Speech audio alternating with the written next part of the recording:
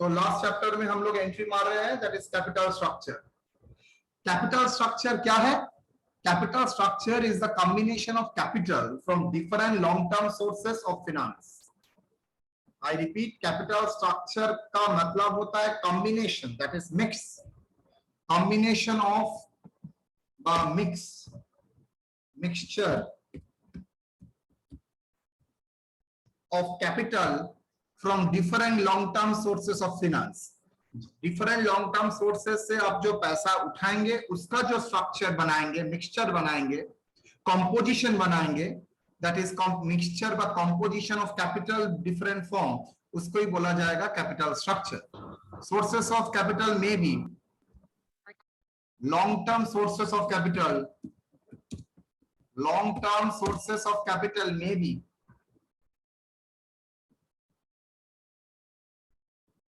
equity share capital, retained earning, that is reserve surplus, loans and debenture, preference shares, combination of any of the above। वो पूरा ही equity हो सकता है, पूरा ही retained earning हो सकता है, लोन्स एंड डिबेंचर्स हो सकता है, प्रेफरेंस शेयर हो सकता है, और combination of any of the above, मतलब कुछ इक्विटी, कुछ प्रेफरेंस, कुछ रिटेन अर्निंग, ऐसा भी हो सकता है। कैपिटल स्ट्रक्चर दो इशू से डील करता है, एक क्वांटम ऑफ कैपिटल, कितना कैपिटल होना चाहिए, और दूसरा कंपोजिशन ऑफ कैपिटल। क्या एक्चुअली कैपिटल स्ट्रक्चर का जो थ्योरी है वो दो विषय के ऊपर चर्चा करता है, एक कितना कैपिटल होना चाहिए, और उस कैपिटल को जो होना चाहिए उसका कंपोजिशन क्या होगा, उसमें कितना इक्विटी, कितना डेट। पहले हम लोग डिसाइड करेंगे क्वांटम क्या होगा, कितना अमाउंट का क्वांटम, उसका परिमाण कितना होगा, उसके बाद उसका कंपोजिशन, मिक्सचर डिसाइड करेंगे। लेकिन याद रखना, ultimate objective of your capital structure is that आपका वैल्यू ऑफ द फर्म क्या होगा बेटा, आपका value of the firm maximum होना चाहिए। कैसे value of the firm maximum होगा? अगर मेरा overall cost of capital, value of the firm का फॉर्मूला है EBIT by weighted average cost of capital, I repeat WACC। तो मेरा अगर कैपिटल स्ट्रक्चर से, आप लोग कॉस्ट ऑफ कैपिटल जानते हैं, अगर कॉस्ट ऑफ कैपिटल में रिड्यूस कर सकता हूं तो जितना कॉस्ट ऑफ कैपिटल रिड्यूस करूंगा value of the firm maximum हो जाएगा। हाउ? सर मान लीजिए मेरा 10 लाख EBIT है, मेरा रेट ऑफ रिटर्न है 10%, कॉस्ट ऑफ कैपिटल है 10%, तो वैल्यू क्या होगा? 10 lakh divided by 10%, that is equal to 1 crore रुपया, 100 लाख। लेकिन वही अगर 10% बढ़ाते में 12% कर देता हूं तो 10 लाख डिवाइडेड बाई 0.12, 83,33,333। मतलब मैं बोल सकता हूं मेरा value of the firm decrease कर जाएगा। ओके, तो ये आपको ध्यान से देखना पड़ेगा। कॉस्ट ऑफ कैपिटल जितना आपका पॉसिबल हो सकता है, अगर EBIT कांस्टेंट है तो कॉस्ट ऑफ कैपिटल को आपको रिड्यूस करना पड़ेगा, मतलब ऐसा सोर्स से आपको लेना पड़ेगा जिससे आपका ओवरऑल कॉस्ट कम हो जाए। आप लोग जानते ही है कॉस्ट ऑफ कैपिटल का फॉर्मूला क्या है, cost of equity into proportion of equity plus के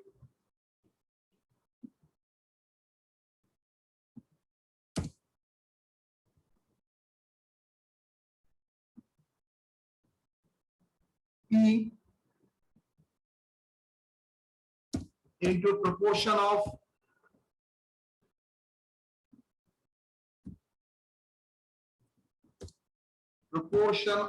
preference shares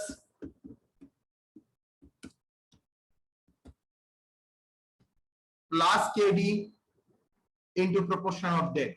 मतलब जैसे ही मैं बोल रहा हूं proportion of equity, proportion of preference, proportion of debt, मतलब I am talking about the mixture, I am talking about the combination, I am talking about in terms of the composition, that is I am talking in terms of the capital structure।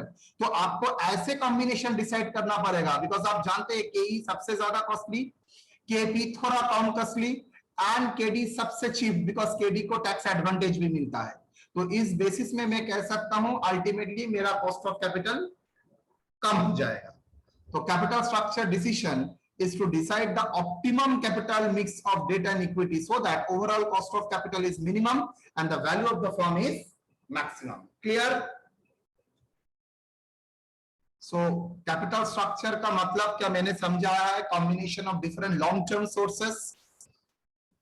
Capital structure दो विषय के ऊपर काम करेगा, quantum and composition. ये भी मैंने बताया है, ऐसा आपका दिमाग में रहेगा, आपका ऐसा कैपिटल स्ट्रक्चर होगा सो दैट आपका कॉस्ट ऑफ कैपिटल कम होगा, so value of the firm maximum होगा।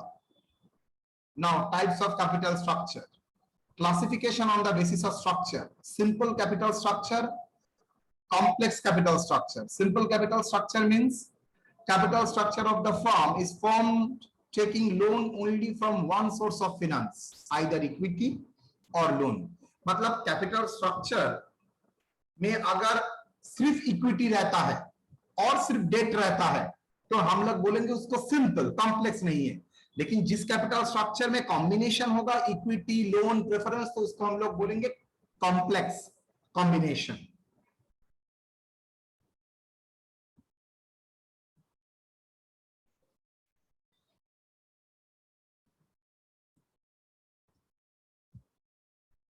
एग्जाम्पल,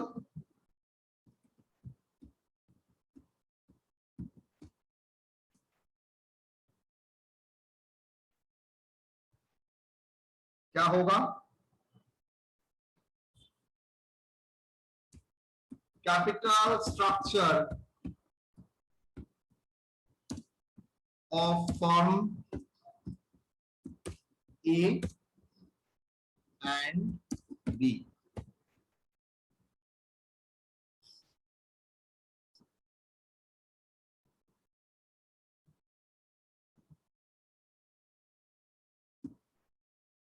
फर्म ए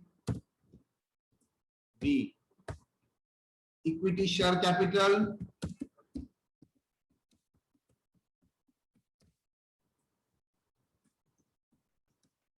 1 लाख, यहां पर equity share capital 20,000, preference share capital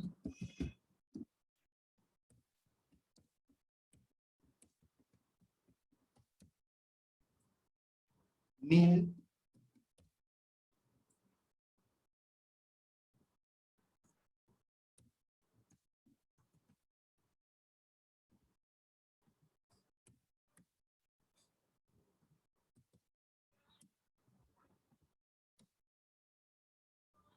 %, debt বা ডিবেঞ্চার,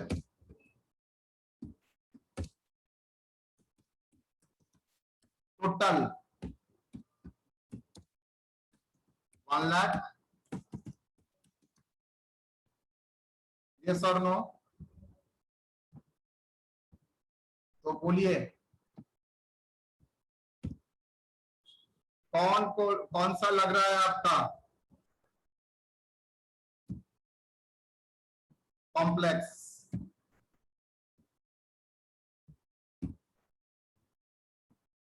दोनों का ही तो कैपिटल सेम ही है, तो नेचर क्या होगा?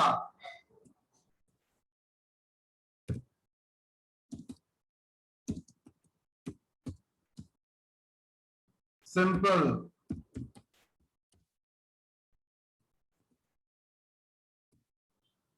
कॉम्प्लेक्स।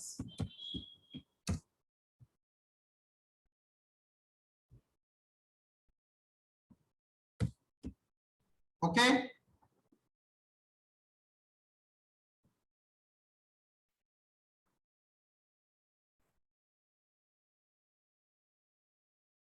एक बार देख लीजिए।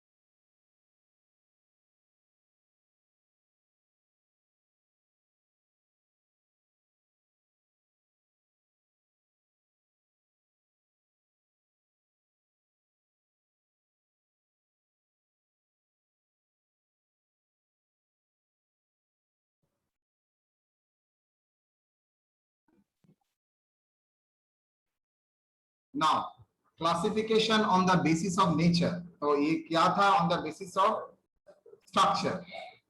अब on the basis of nature, high geared capital structure किसको बोलते हैं? High geared. याद रखना, जिसमें लोन का प्रोपोर्शन ज्यादा होगा दैट इज हाई गियर, जिसका लोन का प्रोपोर्शन कम होगा low gear. Capital structure of the firm is structured in a such a way so that proportion of fixed charges bearing securities like loan, debenture, preference share is more than the equity shareholder fund. It indicates high degree of financial risk, high degree of financial leverage. So that is called high geared. So capital gearing ratio, that is fixed financial charges bearing securities divided by equity shareholder fund should be more than 1. मतलब date का और preference share का मिला के उसका proportion ज्यादा होगा then. And what is a low geared ratio? ठीक उल्टा, अगर इसका रेशियो लेस देन 1 होता है, अगर financial capital structure of the firm structure in a such a way so that proportion of fixed bearing charges is less than equity shareholders fund, then we can say that low geared firm. What is evenly geared? Sir अगर evenly geared का मतलब होता है equal to 1, इसका मतलब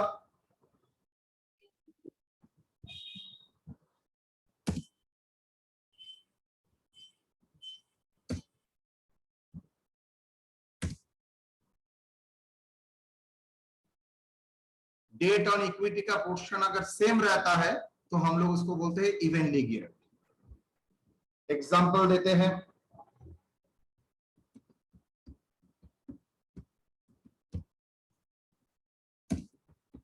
capital structure of the firm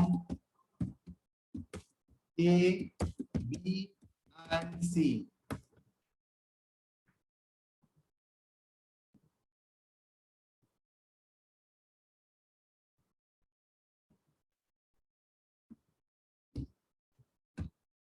C. Equity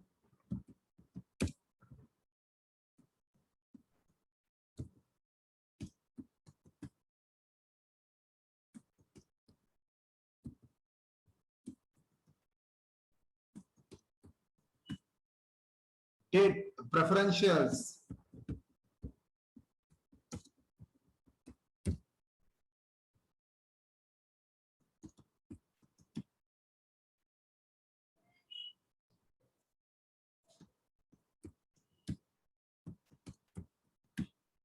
date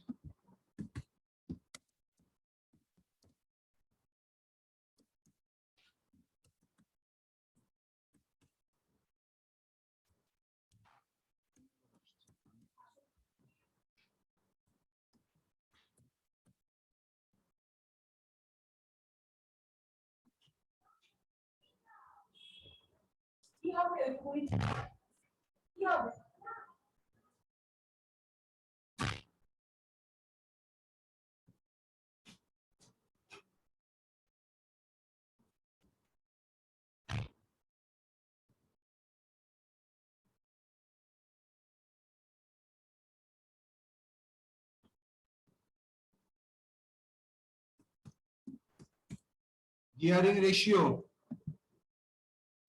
total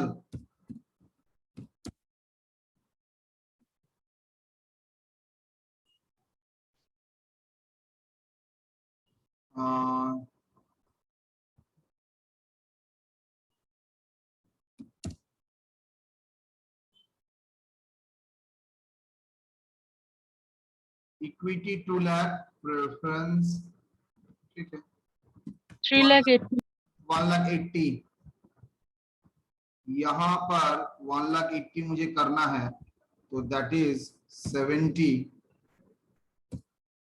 यहाँ पर 10, यहाँ पर ना 20, यहाँ पर 90,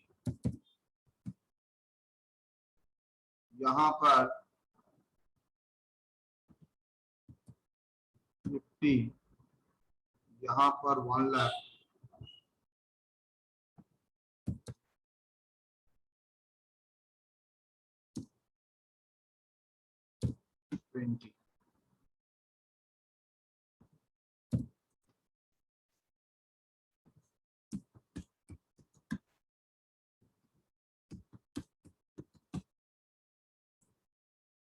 টোটাল 1,80,000, 1,80,000, 1,80,000।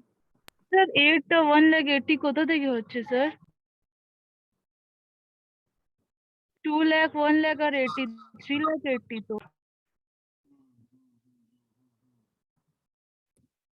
1 लाख 50, 30 टोटल। तो gearing ratio,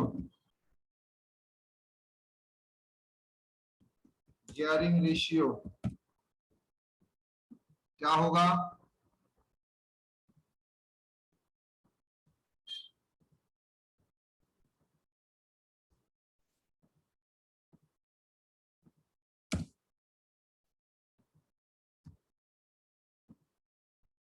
Fixed charges bearing securities, that is 50,000 plus 30,000 divided by 1 lakh, कितना हुआ बेटा? 0.8। यहाँ पर 70,000 plus 20,000 whole divided by 90,000 equal to 1। यहाँ पर 20,000 plus 1,10,000 divided by 50, that is equal to 1,30,000 divided by 50, 1,30,000 divided by 50, 2.6। तो इसको क्या बोलेंगे? नेचर, लो गियर्ड,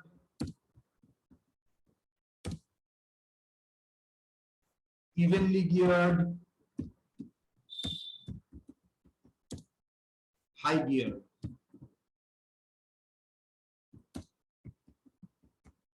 अच्छा बोलो तो, आप लोग तो बहुत सारे लड़के लोग यहाँ पर हो, ये गियर वर्ड क्यों बोल रहा है?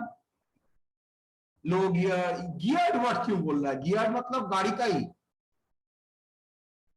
अच्छा बोलो तो, what is the difference between first gear and second gear and third gear? जो लोग बाइक चलाते हैं, देखता हूं कौन पंडित लोग बोलता है।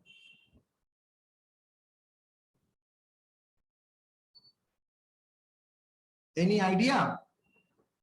याद रखना, गाड़ी अगर सेकंड गियर में चलाते हो तो जितना एक्सेलेरेटर दबाओगे, गाड़ी का स्पीड पिकअप उठने में थोड़ा टाइम लगता है, उतना ज्यादा नहीं हो सकता है। मतलब गाड़ी अगर सेकंड गियर में रहेगा, क्लच एक्सेलेरेटर थोड़ा दबाओगे तो पिकअप लेगा, लेकिन ज्यादा पिकअप नहीं लेगा।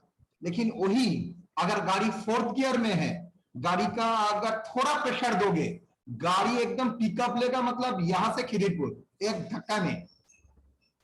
मतलब जो गाड़ी का ज्यादा गियर रहता है, मतलब वो कम प्रेशर देने से ज्यादा अर्निंग कराता है। तो जिसका फिक्स चार्जेस ज्यादा होता है, उसका मतलब गाड़ी उसका हाई गियर में है, तो कम आप ईबीआईटी थोड़ा 10% ईबीआईटी बढ़ने से आप जानते हैं उसका ईपीएस में इफेक्ट बहुत ज्यादा आएगा, बिकॉज इसका हाई फाइनेंशियल लिवरेज रहता है, high degree of financial leverage रहता है। लेकिन जिसका गियरिंग कम है, उसका फाइनेंशियल लिवरेज तो रहता है, लेकिन इतना ज्यादा नहीं। और इवन गियर मतलब सर उसका कोई इफेक्ट नहीं है, जितना दबाओगे उतना ही आएगा।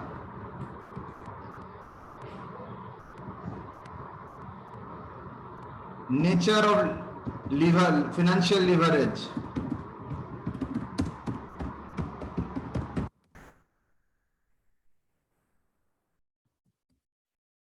लो, मॉडरेट, हाई। ओके, तो इसी टर्म को फिनांस में इस्तेमाल किया, मतलब गाड़ी का जो गियरिंग का कॉन्सेप्ट फिजिक्स का वही यहां पर इस्तेमाल किया गया है। तो high gear, low gear, evenly gear. Next, classification based on the requirement. Under capitalisation, अच्छा कैपिटलाइजेशन का मतलब फिर से बोल रहा हूं, अमाउंट, कितना कैपिटल आपने लगाया है। Under capitalisation, a firm is said to be under capitalised if the capital employed of the firm is the less than reasonable amount of capital. अगर आपका जो कैपिटल होना चाहिए वो अगर आपका एक्चुअल कैपिटल एम्प्लॉयड से कम है तो उसको बोलते हैं अंडर कैपिटलाइजेशन। जैसे एग्जांपल दूंगा, और ओवर कैपिटलाइजेशन ठीक उल्टा, अगर कैपिटल आपका ज्यादा है तो जितना होना चाहिए तो उसको बोलते हैं over capitalisation. Illustration,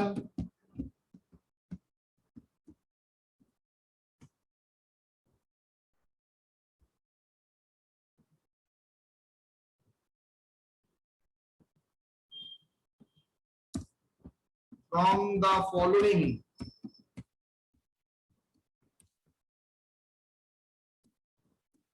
information determine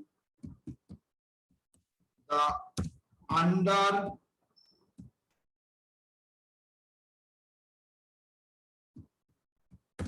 or over capitalization।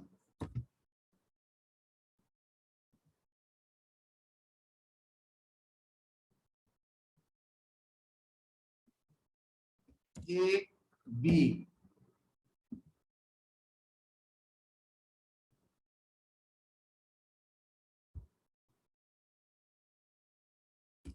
EBIT,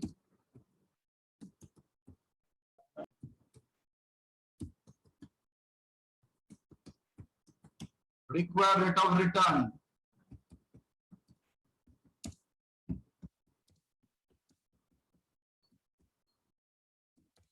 और इसको बोल सकते हैं WACC, overall cost of capital.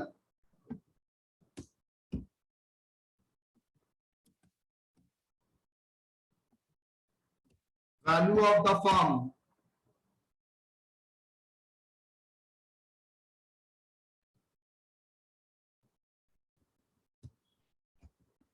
Reasonable capital क्या है, EBIT,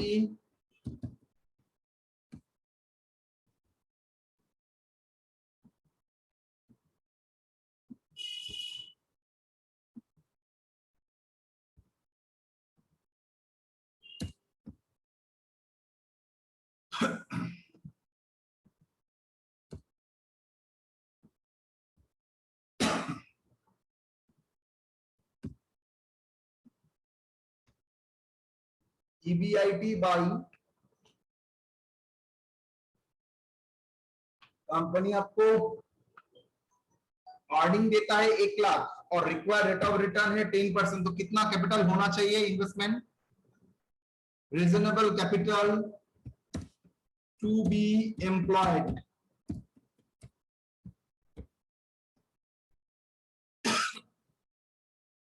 EBIT बाई WACC। क्या होगा बेटा, 1 लाख डिवाइडेड बाई 10%।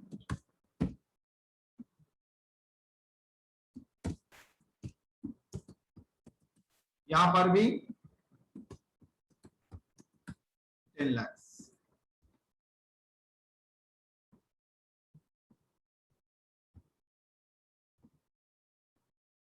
तो एंड कैपिटल एम्प्लॉयड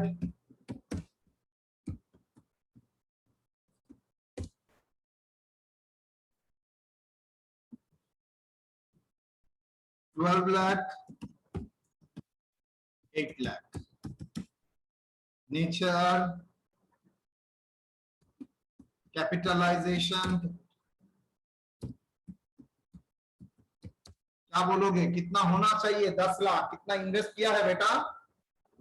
कैपिटल कितना एम्प्लॉयड है? डेट इक्विटी सब मिला के बिजनेस में कितना है? 12 लाख। तो क्या बोलोगे, अंडर कैपिटल ना over capital? Over capital. Over capitalisation. B में ठीक उल्टा, अंडर कैपिटलाइजेशन। क्लियर और नॉट?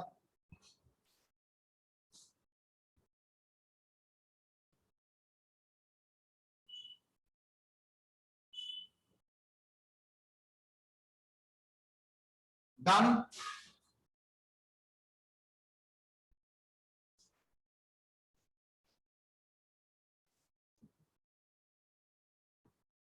तो ये था कैपिटल स्ट्रक्चर का डिफरेंट वे में classification, simple, complex, classification based on the nature, that is geared, evenly geared, highly geared, over capitalisation, under capitalisation. Now एक साउंड कैपिटल स्ट्रक्चर का features क्या होना चाहिए? Features of optimum capital structure.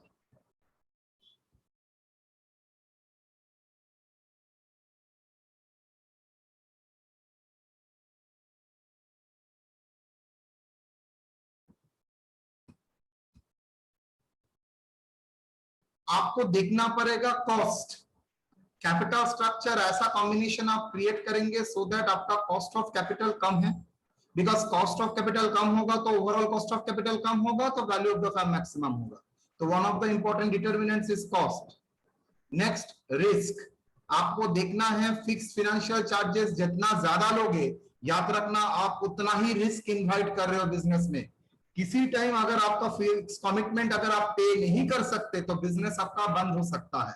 तो fix financial charges capital structure में लाने से पहले आप आपका पोजीशन एक बार चेक कर लेना, कितना रिस्क वो बियर कर सकता है।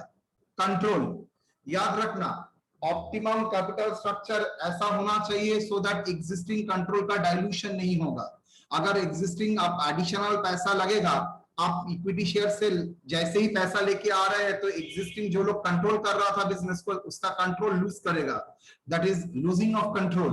So sound capital structure should be designed in such a manner that existing shareholder continue to hold the majority stake, that is control. A chance of dilution of control is minimal. लेकिन अगर date finance करते हो तो वहां पर control का dilution बहुत कम होगा, बिकॉज वो लोगों को वोटिंग पावर नहीं मिलता है तो मैनेजमेंट में नहीं जा सकता।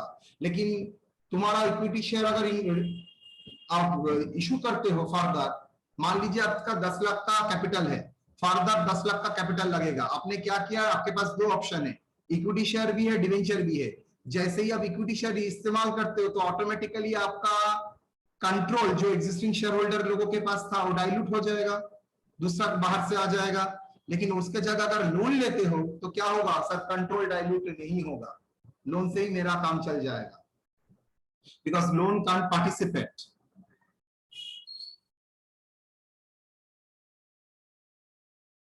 Flexibility.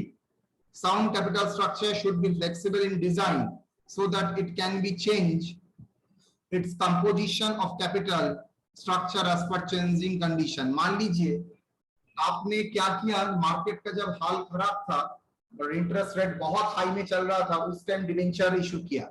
लेकिन डिवेंचर में एक एडवांटेज है,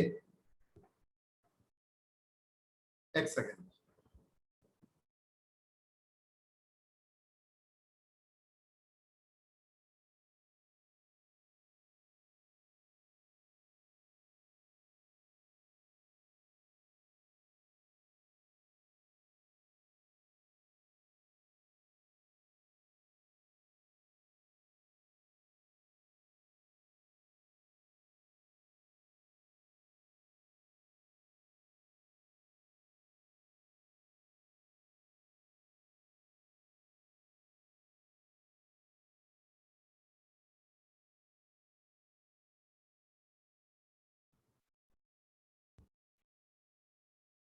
फ्लेक्सिबिलिटी, हाँ जो बोल रहा था तो उस टाइम मान लीजिए इंटरेस्ट का रेट बहुत ज्यादा था, आपने डिवेंचर लिया, कुछ दिन बाद मार्केट का इंटरेस्ट रेट बहुत फॉल कर गया, तो आप क्या करेंगे, उस डिवेंचर को रिडीम कर सकते हैं दूसरा डिवेंचर से, मतलब एक लोन रिपे कर सकते हैं दूसरा लोन से।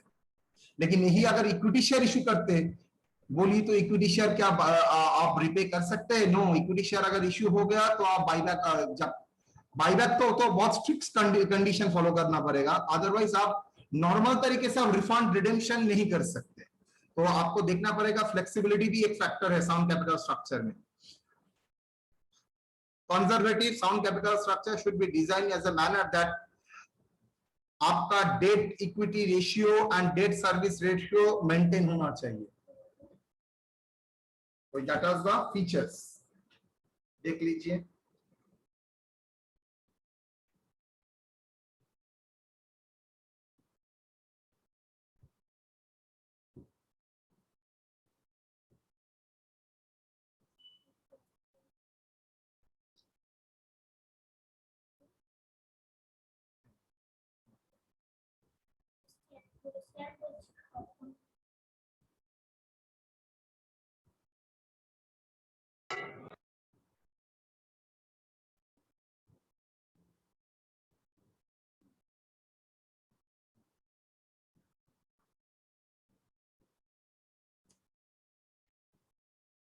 दूसरा है determinants of capital structure.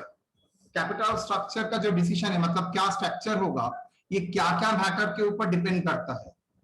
Financial leverage, that is firm can increase the return on equity by using debt component in the capital structure.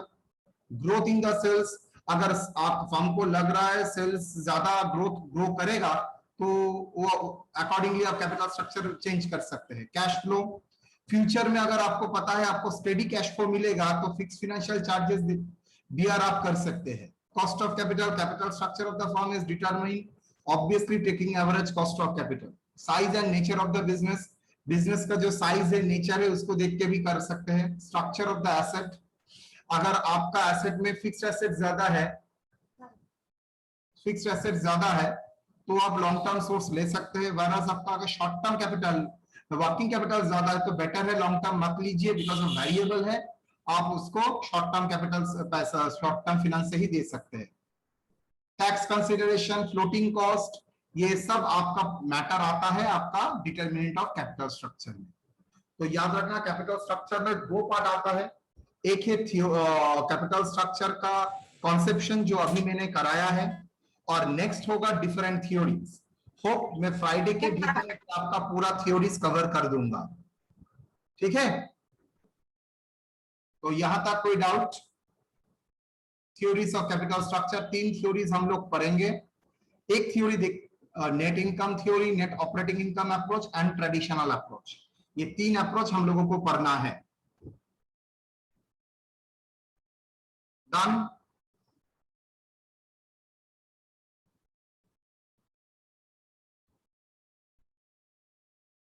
यहां से क्वेश्चन आता है, what are the features of optimum capital structure, what are the determinant of capital structure, what is under capitalization, what is over capitalization, what is high geared, what is low geared, what is trading on equity, ये सब इसके related. Trading on equity मैंने leverage में ही कराया था।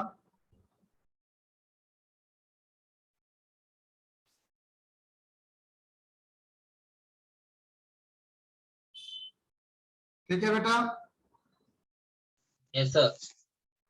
अच्छा, और Friday में कोशिश करूंगा ये तीन थ्योरीज कंप्लीट करने का,